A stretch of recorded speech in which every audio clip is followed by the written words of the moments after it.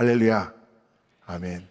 제가 사실 1, 2부 예배 때는 얘기를 안 했는데 제가 오늘 안경을 잘못 쓰고 왔습니다. 그래가지고 글씨가 하나도 안 보여요. 그래서 앞에 있는 글씨를 못 보기 때문에 설교가 엄청 짧아질 수도 있고 되게 길어질 수도 있습니다. 제가 준비한 설교이긴 하기 때문에 전할 텐데, 오늘 이상하게 그 1부 예배 때부터 이 방송 송출도 잘 안 되고 여러 가지 어려움이 있었는데, 그래도 하나님이 주시는 평안과 기쁨이 있습니다. 부족한 가운데서도 하나님이 역사하시는 게 분명히 있는 것 같아요. 계속 말씀하시는 것 같아요. 자꾸 눈에 보이는 것, 사람이 가지고 있는 계획과 능력과 노력을 의지하지 말고 나를 의지하라. 여러분에게도 그렇게 말씀하시는 줄 믿습니다. 여러분 중에는 아주 능력도 뛰어나고 여러 가지 가진 것도 많고 지식과 경험이 많은 분들도 계실 줄 압니다.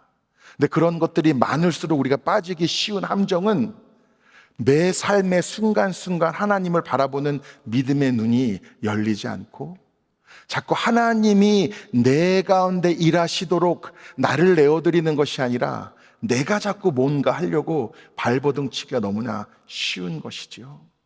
오늘 내 안에 일하시는 주님을 분명히 누리시는 여러분이 되시기를 간절히 축원합니다. 아멘. 우리가 지금 이 24년도에 사도행전 1장부터 계속 여러분과 차례대로 나누고 있습니다. 벌써 15장까지 저희가 왔습니다. 지난 내용을 기억하실지 모르겠지만 바울과 바나바가 가는 곳마다 복음을 전하는데 많은 사람들이 그 복음을 영접하고 예수님을 만났습니다. 그런데 다 그런 건 아니었어요. 극단적으로 거부하는 사람도 있었고, 심지어는 다른 데로 떠나면 거기 쫓아가 가지고 다른 사람들까지 설득하여서 이 바나바와 바울이 큰 어려움을 겪게 하고, 그래서 이 14장 말씀에선 바울이 돌에 맞아서 거의 죽을 정도로, 다행히 살아났지만 그런 큰 어려움들을 겪었었죠.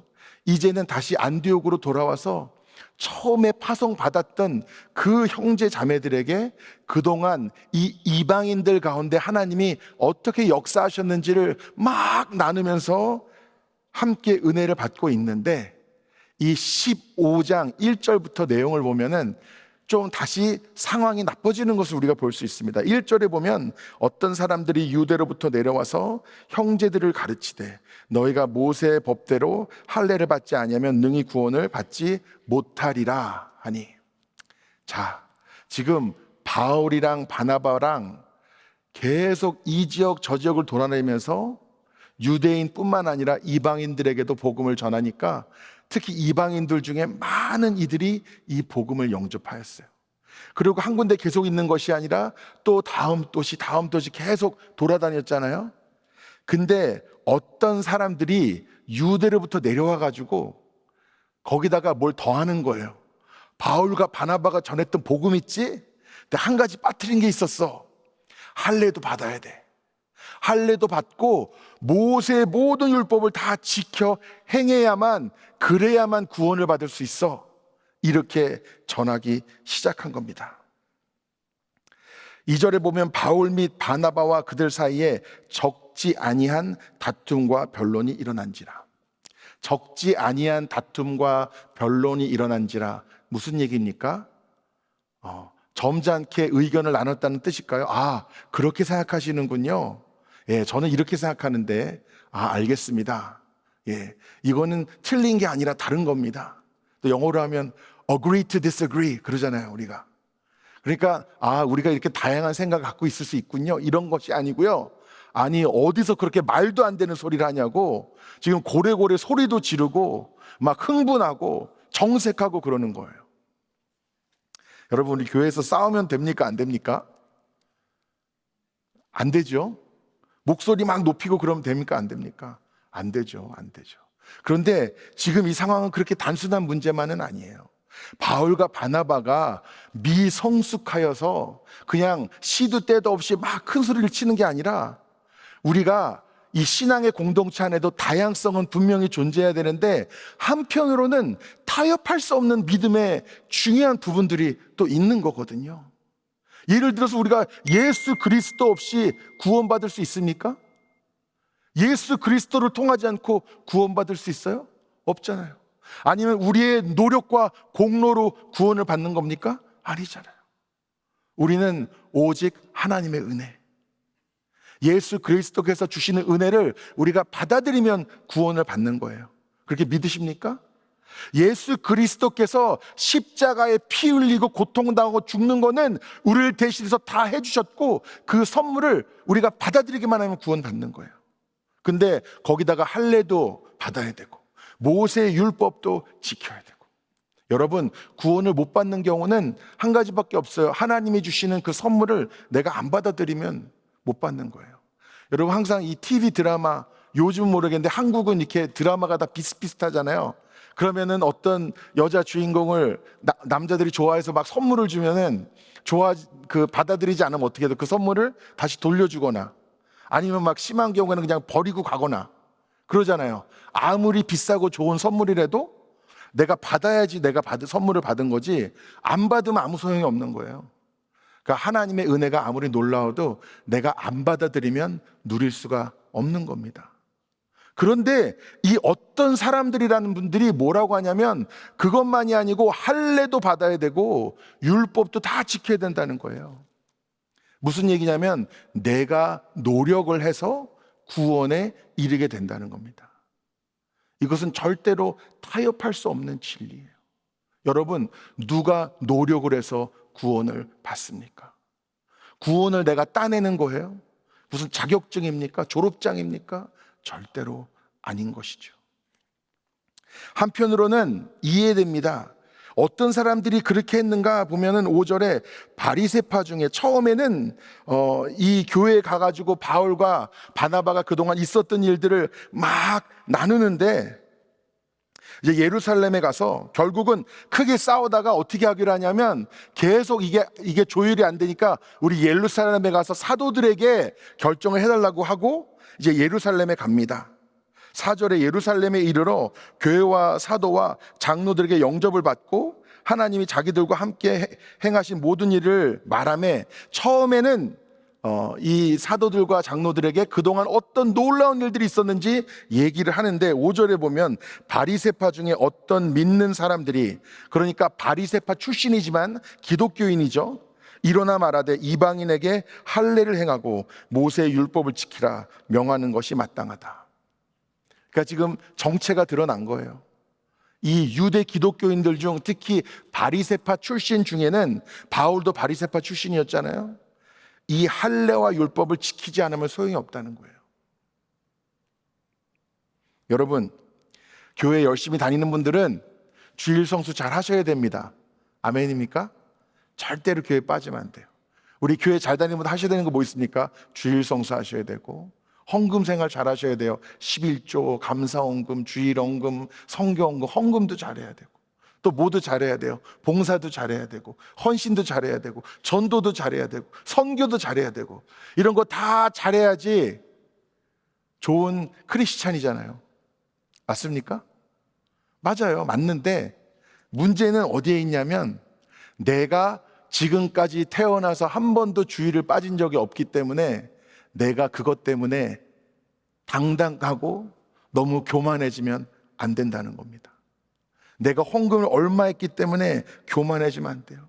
내가 봉사를 가장 많이 했기 때문에 교만해지면 안 돼요. 내가 직분이 누구보다 높기 때문에, 이 교회를 누구보다 며칠 더 다녔기 때문에, 그것에 자부심을 갖는 것은 신앙적으로 건강할 수 있지만, 그것을 뛰어넘어서 내 마음속에 남보다 내가 더 낫다고 여기거나, 내가 잘못한 것도 많이 있지만 그렇게 잘한 것이 많이 있기 때문에 마음이 편하거나 그러면 안 된다는 겁니다.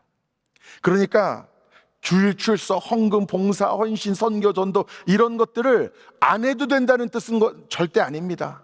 그렇지만 그것을 통해서 내가 구원받는 게 아니라는 것도 여러분 분명히 깨달으셔야 돼요. 아틀란타 한인교회 이전에도 제가 많은 교회를 섬겼지만, 성도님들이 보통 어떤 일이 있어서 주일을 못 오시면 저한테 미리 말씀하시는 경우가 많아요. 참 감사하죠. 왜냐면 또 아무 말씀 없이 안 나오시면 걱정되잖아요. 근데 말씀하시면서도 이렇게 주일날 예배를 못 참석하시는 거에 대해서 미안한 마음들이 있으신 것 같아요. 전에 있던 어떤 교회에서는 어떤 권사님 부부가 계신데 이분들은 걸핏하면 자꾸 밥을 먹자고 그러시는 거예요. 그래서 왜 그러시냐고 그러면 식사 같이 하자고. 그래서 어딜 자꾸 데려가셔서 저랑 아내를 이 밥을 먹이면서 꼭 거기서 말씀하시는 거예요. 다음 주일날 빠질 것 같다고. 그러니까 이분들은 연락해서 밥 먹자 그러면 다음 주에 주일 빠지시는구나. 제가 알게 되었죠. 아마 그래야지 이분들은 마음이 편하셨나 봐요. 그런 죄책감이 있으셨던 것 같아요. 근데 여러분, 안 그러셔도 돼요.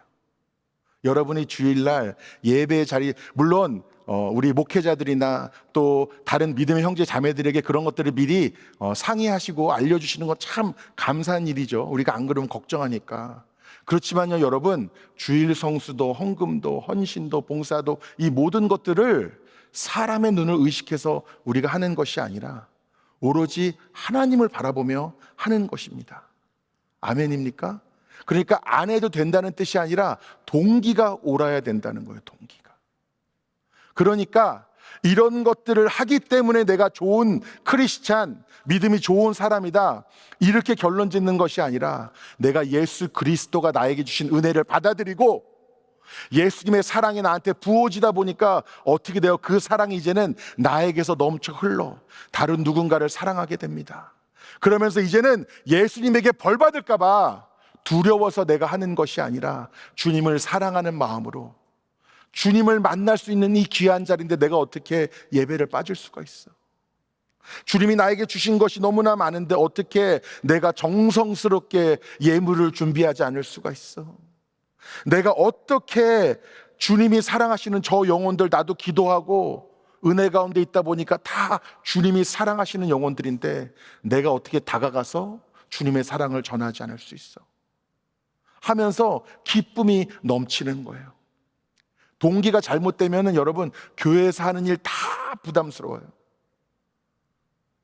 제가 전화하면 부담스러우신 분들 있으시잖아요. 또 뭘 시키려고 그러나.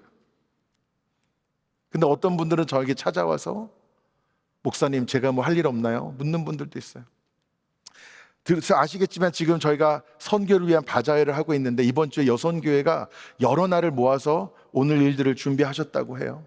그러니까 얼마나 힘들겠어요. 그래서 이성원 장로님인가 누가 물어봤대요. 힘들지 않냐고. 그랬더니 우리 여성교회 성도님들이 그랬대요. 너무 재밌다고. 그러니까 와가지고 일하는 거는 누가 봐도 고된데 와가지고 같이 하나님의 일을 하고, 우리가 지금 수고하는 건데 이거 뭘 위해서 하는 거예요? 선교를 위해서 하는 거잖아요. 그러니까 너무 재밌고 너무 기쁨이 넘치더라는 겁니다. 그러니까 우리가 하나님을 할 때, 일을 할 때 기쁨이 넘치지 않으면 지금 내가 잘못된 동기로 하는 게 아닌가 스스로 돌아볼 필요가 있다는 겁니다. 이 가운데서 베드로도 증언을 합니다. 지금 이 바리새파 유대인들이 할례도 받아야 되고 율법도 전해야 된다고 하니까 베드로가 한마디로 뭐라고 얘기하냐면, 우리도 제대로 지키지 못했던 이 율법을 우리에게 하나님에게 가까이 다가가게 하고 은혜롭게 살게 한 게 아니라 우리에게 멍해가 되었던 이 율법을 뭐하러 이방인들에게까지 강요하냐, 이렇게 베드로가 이야기를 해요. 여러분, 율법주의가 굉장히 무서운 겁니다. 내가 다른 사람의 신앙을 판단하는 것이 그 근본이 율법주의가 있다는 걸 여러분 아셔야 돼요. 여러분, 교회에 오는 사람들은 어때야 돼요? 옷차림도 넥타이 안 매면 저 사람 믿음이 없네. 예. 보니까 어디 맨발에 스레빠, 그 전문 용어로 쪼리라고 그러죠. 얇은 스레빠, 그런 거 신고 와가지고 반바지에 티셔츠에 러닝구에 와가지고 앉아있으면 어디 저렇게 성의 없이 예배를 드리고 있어? 하고 인상 찌푸린 적 있지 않으십니까? 전에 있던 교회에는 이래 얘기해도 되는지 모르겠는데 그렇게 담배 피는 분들이 많았어요.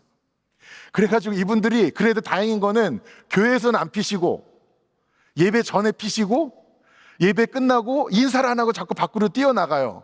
왜 그러니까 또 이게 굉장히 몸에서 이렇게 원하셨나 봐요. 또 나가서 또 그분들은 또 같이 저기 어디 서서 하세요. 그런 거를. 그런 거 안 하는 게 좋죠. 안 하는 게 좋은데 여러분, 제 입장은 그렇습니다. 당연히 몸에도 좋지 않고 저는 몰랐는데 그렇게 비싸대요. 그런 거 하는 게. 근데 여러분, 저와 여러분은 완벽해서 여기 있습니까?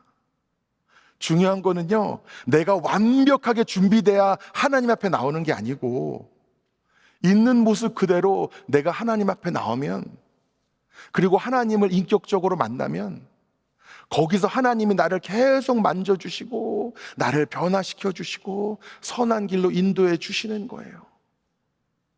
저와 여러분은 언제부터 완벽했었다고 남한테 손가락질 하냐고요. 겉모습만 그럴듯하지 그 속모습은 다 하나님 보시기에 거기서 거기인데, 내 눈에 거슬리는 거 하나 있다고 왜 인생을 찌푸리냐고요. 여러분, 그런 것들을 아직 끊고 세상의 것을 버리지 못한 사람이 지금 하나님의 성전에 발을 들였다면, 여러분, 예수님께서 인상 찡그릴 거라고 생각하십니까? 아니에요. 주님은 길 잃은 양을 더 사랑하세요. 더 안타까워하시고 더 애통해하시고, 그래, 완전하지 않아도 되니까 일단 와서 나를 만나고 나랑 교제하자. 변화되는 거는 그 이후에 하나님을 통해서 하게 되는 거예요. 저와 여러분이 손가락질하고 판단할 필요가 전혀 없다는 것입니다. 이 모든 논의 가운데 베드로가 하는 말이 있습니다. 11절에 그러나 우리는 그들이 우리와 동일하게 주 예수의 은혜로 구원받은 줄 믿노라. 그들이 우리와 동일하게, 그들도 우리처럼. 근데 영어 성경에는 반대로 나와 있어요. We are saved just as they are. 그러니까 그들도 우리처럼이 아니라 뭐예요? 우리도 그들처럼. 그러니까 지금 하나님이 행하시는 일의 무게중심이 유대의 기독교인들에서 이미 이방인들로 넘어가고 있어요. 이제는 이방인들을 통해서 하나님이 행하시는 일들이 나타나는 거예요. 베드로 입에서 나오는 말이 그들처럼 우리도, 이렇게 얘기하고 있는 겁니다. 그러면서 이 모든 이야기를 들었던 야고보가 이제 정리를 해줍니다. 이 야고보는 누구냐면 야고보서의 저자이고 예수님의 형제입니다. 이제 이 13절 이하에 야고보가 내용을 정리하면서 어떻게 정리하냐면, 자, 그렇다면 이제부터는 다시는 이 문제로 우리 믿음의 형제들을 괴롭히지 말고, 무슨 문제, 할례 받아야 된다, 율법을 지켜야 된다, 이런 거로 괴롭히지 말고, 다만 예외를 두었는데 뭐냐면 우상의 더러운 것과 음행과 목매어 죽인 것과 피를 멀리하라.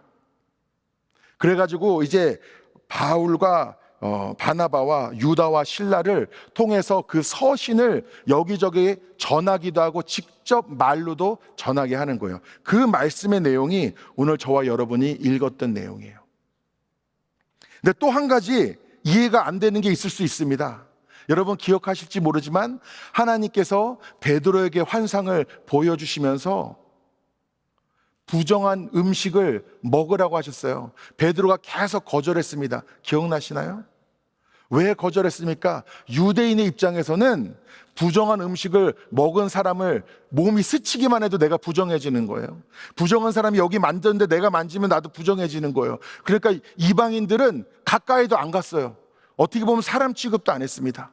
근데 하나님이 베드로에게 보여주셨잖아요. 그런 거 따지지 말고 빨리 가서 고넬료와 그 가정에게 복음을 전하라고 하고, 베드로가 순종하였더니 성령이 임해서 고넬료와 그 가정이 구원을 받는 걸 베드로가 직접 목격했었잖아요.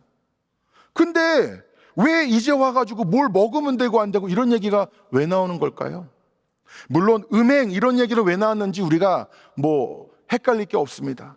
근데 왜 뭘 먹어도 되고 안 되고 이 얘기가 왜 나오는 거예요? 여러분, 이 예외 규정은 누구를 배려한 건 줄 아십니까? 유대 기독교인들을 배려한 거예요.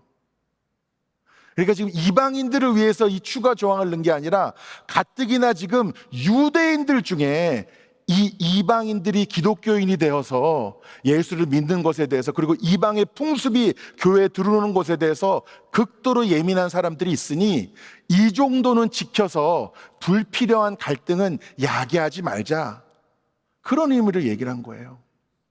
여러분, 믿음은 무엇일까? 사랑은 무엇일까? 성숙함은 무엇일까?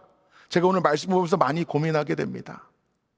우리가 신앙생활 하다 보면은 내가 말할 수 있는데 안 할 때도 있어요. 내가 이런 말 못합니까? 하셔도 되죠. 내가 틀렸습니까? 틀리지 않았어요. 틀리지 않았는데도 가만히 있을 때도 있고, 이런 말을 얼마든지 하실 권리와 권한이 있는데도 안 할 때가 있어요. 왜 그렇습니까? 사랑하기 때문에 그런 거예요. 내가 해도 돼요. 잘못했어요, 저 사람이. 잘못했다고 내가 말한다고 뭐 잘못됐습니까? 근데 하나님께서 하지 말라고 하실 때도 있어요. 할 말이 있는데 침묵하라고 하실 때도 있어요. 내 권한인데 포기하라고 하실 때도 있어요. 가만히 있으면 내가 잘못한 것도 없는데 꼭 내가 잘못한 것처럼 보일 수도 있는데 그래도 하나님이 가만히 있으라고 하실 수도 있어요. 내 당당한 권리인데 왜 그래야 됩니까? 그게 사랑이잖아요. 그게 믿음이잖아요. 그게 은혜를 베푸는 거잖아요. 여러분, 가끔 이 세상 살다 보면은 미운 사람 있지 않으세요? 어떤 분들은 교회 안에도 있으시대요, 미운 사람들이. 저 사람만 없으면 나는 교회 정말 행복하게 다닐 텐데. 그게 제가 아니기를 소망합니다. 매일 보셔야 되니까. 그렇죠? 그런데요, 여러분, 살다 보면 갈등이 있을 수도 있고 서로 말이나 행동으로 상처 줄 때가 있고, 저도 사람인데 저도 왜 억울한 일이 없고, 어떤 분들은 무슨 좀 안 좋은 말이 오가면은 좀 피하고 싶고, 내 마음이 아직 해결이 되지 않고 이런 때가 왜 없겠어요? 근데 기도하다 보면 하나님이 계속 어떤 마음을 주시냐면 먼저 가서 인사하라고 그래요. 아무 일 없었다는 듯이 밝게 웃으라고 하고 따뜻한 말을 건네라고 하세요. 근데 정말 신기한 게 뭐냐면 처음에는 하기 싫었거든요. 그리고 좀 그 사람에 대해서 서운한 마음이 있었거든요. 근데 진짜 순종하 가서 웃으면서 인사 나누고 축복의 말을 전하고 반가워하니까 몇 번 하다 보니까 진짜 제 마음이 그렇게 돼요.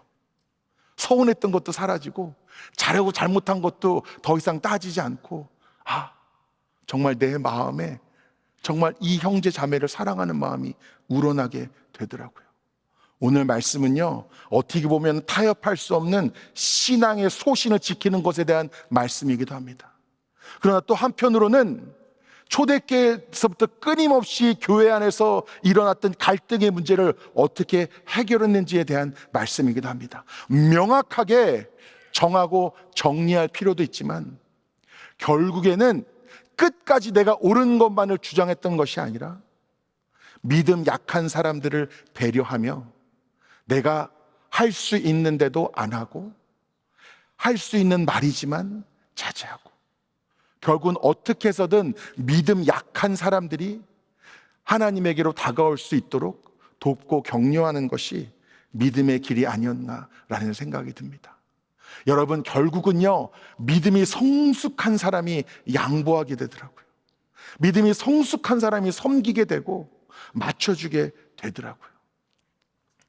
요즘 저희 교회에 새가족들이 많이 오시고 제가 새가족반을 하면서 정말 너무 좋은 분들 하나님 많이 보내주셔가지고 제가 은혜가 많습니다. 이미 이 양육을 마치시고 보이는 곳 보이지 않는 곳에서 교회를 아주 열심히 섬기시는 분들이 많이 계세요. 어떤 분들은 그런 것들이 서운하실 수도 있어요.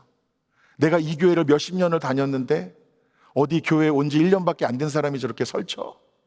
이런 생각이 들 수도 있죠. 어떤 분들은 아니 이렇게 담임 목사님 매일 새가족들만 챙겨? 또 이런 마음이 드실 수도 있고.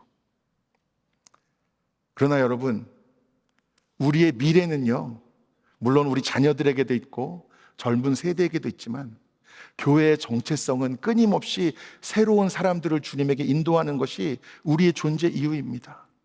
우리가 교회가 아주 더 커져가지고 사람이 너무 많아져도 그래도 우리가 전도하지 않고 새 가족들을 양육하지 않으면은 교회는 정체성이 사라지는 거예요. 그게 우리의 존재의 이유입니다. 그럼 누가 누구를 양육하고 누가 누구를 사랑하느냐? 결국은 신앙적으로 더 성숙한 사람이 덜 성숙한 사람을 맞춰주고 사랑할 수밖에 없는 거예요. 그러니까 우리의 소망, 우리의 기도 제목은 내가 가장 성숙하여져서 누구를 섬기는 사람이 되는 것일 수도 있겠지만, 이제 갓 예수를 믿었던 저 자매가, 이제 교회에 등록한 지 몇 달 되지 않았던 저 형제가 어느덧 믿음이 자라서 뭔가 사명을 감당하는 그 모습을 보이면 오늘 말씀에서 이 바리새파 사람들은 그게 눈에 거슬렸어요. 내가 태어나서부터 얼마나 힘들게 신앙생활을 하고 율법을 지키며 살았는데 이 사람들 날로 먹는 거 아니야? 그러나 믿음의 사람들은 그 이방 기독교인들을 나의 형제 자매로 여기고 그들을 귀하게 여기며 이제는 그들을 통해 하나님이 행하실 일들을 기대하고 그들을 축복하였던 것이죠. 그리고 오늘 말씀에서 보듯이 결국 이제는 이방 기독교인들이 유대 기독교인들이 상처받지 않도록 그들을 배려하는 모습으로 오늘 말씀이 매듭지어집니다. 여러분, 주님의 마음을 품으시기를 간절히 축원합니다. 내가 할 수 있지만 안 하는 것, 해도 되는 말이지만 내가 침묵하는 것, 나의 것이라고 주장할 수 있지만 양보하는 것, 그 모든 것 가운데 여러분의 모습 속에 예수님의 모습이 드러나시게 될 줄 믿습니다. 기도하시겠습니다. 사랑과 은혜가 풍성하신 주님, 감사합니다. 오늘 주님의 은혜를 누리며 나아가게 하시니 주님의 마음을 품게 하시고 이제는 주님 모든 것이 주님의 섭리 안에 있음을 믿으며 주님의 마음을 품고 동행케 하여 주시옵소서. 예수님의 이름으로 기도드리옵나이다. 아멘.